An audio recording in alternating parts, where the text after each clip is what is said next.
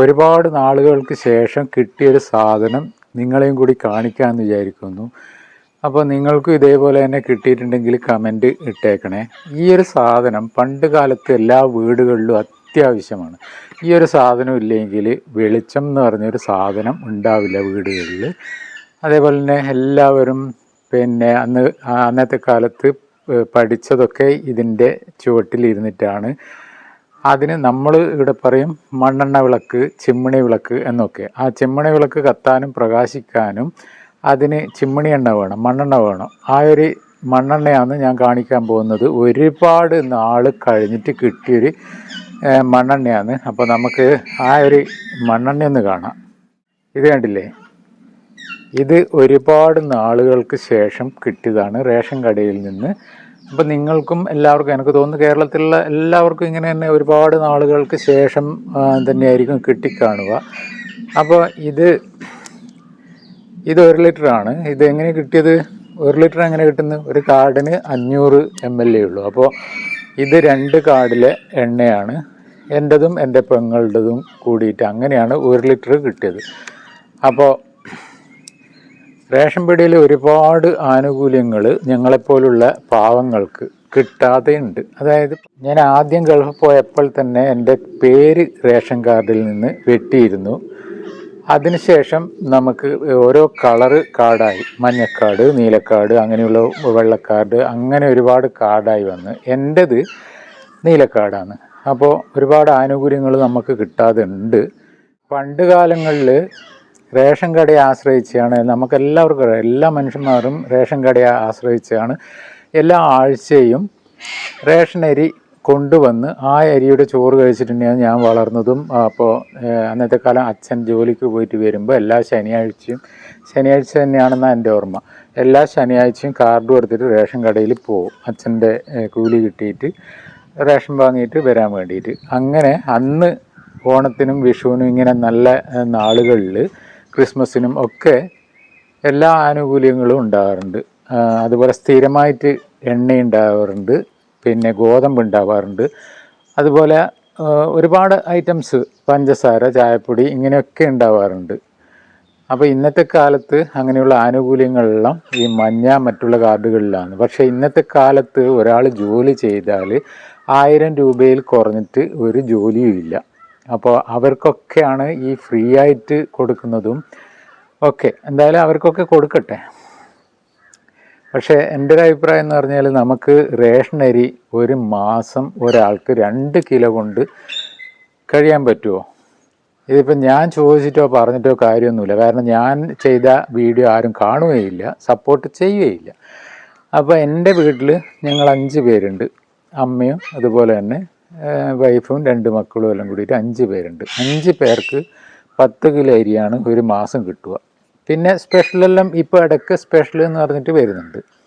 അല്ലാതെ ഈ 10 കിലോ അരി കൊണ്ട് സാധാരണ ഒരു കൂലിപ്പണി എടുക്കുന്ന ആൾക്ക് ആ വീട് കഴിയാൻ പറ്റില്ല. അപ്പോൾ എൻ്റെ അഭിപ്രായം, ഒരു മാസം 20 കിലോ അരിയെങ്കിലും കൊടുക്കണം. അതേപോലെ തന്നെ 10 കിലോ ഗോതമ്പ്, അതുപോലെ തന്നെ പഞ്ചസാര, മറ്റുള്ള ആനുകൂല്യങ്ങളെല്ലാം റേഷൻ കടയിലൂടെ തന്നെ കൊടുക്കണം. ഇതിനൊന്നും ആരും കൂക്കാനോ വിളിക്കാനോ ഒന്നിനും നിൽക്കൂല. പൈസയുള്ളവർ റേഷൻ അരി വാങ്ങാറില്ല, കഴിക്കാറില്ല. അപ്പോൾ നമ്മളെപ്പോലത്തെ, എന്നെപ്പോലത്തെ, ഞാൻ ശരിക്കും ഇപ്പം ജോലി ഇല്ലാതെ നിൽക്കാൻ തുടങ്ങിയിട്ട് കുറേ വർഷമായി. ഞാൻ കഴിഞ്ഞ വീഡിയോയിൽ അതൊക്കെ പറഞ്ഞിട്ടുണ്ടായിരുന്നു. അപ്പോൾ ജോലി ഇല്ലാതെ ഞാനൊരു ഷോർട്ട് ഫിലിമിലും ആൽബത്തിലും അഭിനയിക്കുന്നതുകൊണ്ട് ആ സമയത്ത് ജോലി അന്വേഷിച്ചാൽ കിട്ടാറില്ല. പിന്നെ യൂട്യൂബ് ചെയ്യുന്നതുകൊണ്ട് അതും കിട്ടാറില്ല. ഈ ഇടയ്ക്കിടയ്ക്ക് ഇതിനെപ്പറ്റി പറയേണ്ട ആവശ്യമില്ല, എന്നാലും ഞാൻ പറഞ്ഞ് പോക്കാണ്. അപ്പോൾ യൂട്യൂബിൽ നിന്നാണെങ്കിൽ വലിയ വരുമാനമില്ല. എപ്പോഴെങ്കിലും എന്തെങ്കിലും കിട്ടിയാൽ ആയി. അതിൻ്റെ കാരണം മറ്റൊന്നുമല്ല, വ്യൂസ് ഇല്ലാത്തത് തന്നെയാണ് കാരണം. അപ്പോൾ ഒരിക്കൽ കൂടി ഞാൻ പറയുകയാണ്, ഞാൻ ഇവിടുന്ന് റേഷൻ കടയിലേക്ക് പോകണമെങ്കിൽ 1 കിലോമീറ്റർ ദൂരമുണ്ട്. ആ 1 കിലോമീറ്റർ ഞാൻ നടന്നിട്ടാണ് പോകുന്നത്. എന്നെപ്പോലെ തന്നെ പാവപ്പെട്ടവരൊക്കെ അങ്ങനെ തന്നെയാണ് ചെയ്യുന്നത്. പക്ഷേ ഈ മഞ്ഞക്കാർഡ്, BPL, APL അങ്ങനെയുള്ള കാർഡുകാർ റേഷൻ കടയിൽ വരുന്നത് കാറുമായിട്ടാണ്, കാറ് ഓട്ടിയിട്ടാണ് വരുന്നത്. ആ സാധനം കൊണ്ടുപോകാനൊക്കെ അവരെ കാറിലൊക്കെയാണ് കൊണ്ടുപോകുന്നത്. ഞാൻ എടുത്തിട്ട് വരുന്നത് എൻ്റെ തലയിൽ വെച്ചിട്ടാണ് ഞാൻ ഈ 1 കിലോമീറ്റർ നടന്നിട്ട് വരുന്നത്. അതിൻ്റെ കാരണം പൈസ ഉണ്ടായിട്ടൊന്നല്ല, ഇല്ലാഞ്ഞിട്ട് തന്നെയാണ്. ഓട്ടോന് കൊടുക്കുന്ന ആ 30 രൂപയുണ്ടെങ്കിൽ എനിക്ക് വേറെ എന്തെങ്കിലും ചെയ്യാൻ പറ്റും. നമുക്ക് ചായക്ക് എന്തെങ്കിലും കടി വാങ്ങാനോ അങ്ങനെയൊക്കെ വാങ്ങാൻ പറ്റും. അപ്പോൾ ഒരിക്കൽ കൂടി ഞാൻ പറയുകയാണ്, എല്ലാ മാസവും മണ്ണെണ്ണയും കിട്ടണം. ഇതിപ്പം വർഷങ്ങൾ കഴിഞ്ഞിട്ടാണ് മണ്ണെണ്ണ കിട്ടിയത്. അതുപോലെ ഒരു മാസം ഒരു കാർഡിന് ഒരു 20 കിലോ അരിയെങ്കിലും കൊടുക്കണം. അതേപോലെ തന്നെ 10 കിലോ ഗോതമ്പ് കൊടുക്കണം. അതുപോലെ ചായപ്പൊടി, പഞ്ചസാര, മറ്റ് മുളക് അങ്ങനെയുള്ള മറ്റ് സാധനങ്ങൾ ഒരു മാസം ഓരോ കുടുംബത്തിനും ഓരോ കാർഡിനും കൊടുക്കണം എന്നാണ് എൻ്റെ അഭിപ്രായം. പിന്നെ നിങ്ങൾ ഫ്രീ ആയിട്ടൊന്നും കൊടുക്കണ്ട ആർക്കും.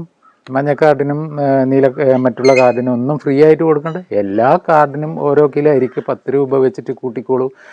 എല്ലാ കാർഡിനും, മഞ്ഞയായാലും നീലയായാലും വെള്ളയായാലും. അല്ലെങ്കിൽ 5 രൂപ, 1 കിലോ അരിക്ക് 5 രൂപ. അതുപോലെ തന്നെ ഗോതമ്പിനും 5 രൂപ. 10 കിലോ അരിക്ക് എത്രയാവുന്നത്? 50 രൂപ. 20 കിലോന് 100 രൂപ. അതുപോലെ തന്നെ 10 കിലോ ഗോതമ്പിന് 50 രൂപ. അപ്പോൾ 150 രൂപയായി. അതുപോലെ എണ്ണക്ക് ഉള്ള പൈസ 200 രൂപ. എണ്ണയടക്കം കൂട്ടുമ്പോൾ 200 കുറവായിട്ട് വരും. അതുപോലെ തന്നെ പഞ്ചസാര, ചായപ്പൊടി, മുളക് അങ്ങനെയുള്ള ഐറ്റംസ് എല്ലാം റേഷൻ കടയിൽ നിന്ന് കൊടുക്കുമ്പോൾ ഏകദേശം ഒരു 300-350 രൂപയെ വരും, അല്ലെ 400. ഒരു മാസമാണ് 400 രൂപയുടെ സാധനങ്ങളെല്ലാം റേഷൻ കടയിൽ നിന്ന് കൊടുത്താൽ ഒരു കുടുംബം കഴിയും. ഈ ചെറുപയറും കടലയും ഇങ്ങനെയുള്ള സാധനം കൊണ്ട് മറ്റ് സാധനങ്ങൾ വാങ്ങാൻ പറ്റാത്തവർക്ക് എന്താവും പറഞ്ഞാൽ ഈ ഒരു സാധനങ്ങൾ ഈ റേഷൻ കടയിൽ നിന്ന് കിട്ടുന്ന ആ പൈസക്ക് തന്നെ നമുക്കൊരു കുടുംബം കഴിയാൻ പറ്റും. ഇപ്പം കഞ്ഞി കുടിച്ചാലും ചെറുപയർ പുഴുക്ക് വെച്ചാലും നമുക്ക് അതുകൊണ്ട് ജീവിക്കാൻ പറ്റും. പാവപ്പെട്ടവരുടെ കാര്യമാണ് പറയുന്നത്. പൈസക്കാർക്ക് എന്തും ആവാം, അവർക്ക് പലവിധ സപ്പോർട്ടും കിട്ടും. അപ്പോൾ എന്നെപ്പോലെയുള്ള പാവങ്ങളുടെ അവസ്ഥയാണ് ഞാൻ പറയുന്നത്. ഒരുപാട് ആൾക്കാരുണ്ട് ഇതേപോലെ റേഷൻ പീടിയെ ആശ്രയിച്ചിട്ട് കഴിയുന്നത്. അപ്പോൾ ഞാൻ പറഞ്ഞതിൽ എന്തെങ്കിലും തെറ്റുണ്ടെങ്കിൽ എന്നോട് ക്ഷമിക്കുക. അതുപോലെ പറഞ്ഞത് കാര്യമാണെങ്കിൽ നിങ്ങൾ സപ്പോർട്ട് ചെയ്യുക. ഈ വീഡിയോ ഒന്ന് ഷെയർ ചെയ്തേക്കുക. ഷെയർ ചെയ്യുന്നതിനൊന്നും പണിയൊന്നുമില്ലല്ലോ, മറ്റ് പ്രശ്നങ്ങളുമില്ല, അതിനെക്കൊണ്ടൊരു നഷ്ടവും വരാനില്ല. നിങ്ങൾക്ക് താല്പര്യം ഉണ്ടെങ്കിൽ ചെയ്യുക. കൂടുതലൊന്നും ഞാൻ പറയുന്നില്ല. അടുത്തൊരു വീഡിയോയിലൂടെ വീണ്ടും കാണാം. അപ്പോൾ അതുവരേക്കും എല്ലാവർക്കും ഇതേപോലത്തെ ആനുകൂല്യങ്ങൾ കിട്ടട്ടെ എന്ന് ആശംസിക്കുന്നു.